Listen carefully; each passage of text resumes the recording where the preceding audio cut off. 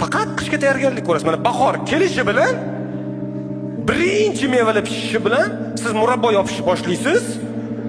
Oldin murabbo yopasiz, keyin boshqacha murabbo, keyin kompot yopasiz, keyin ungacha pomidorlar chiqadi, siz ikra yopasiz, tomat yopasiz, boshqa narsalar, keyin mollarga yem, keyin o'tin hammasini tayyorlaysiz-da.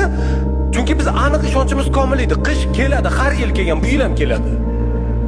U shaharda jek, qish kelib qoldi dedi.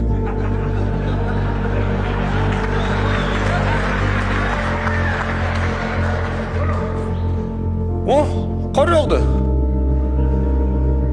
Turvalarni almashtirish kerak.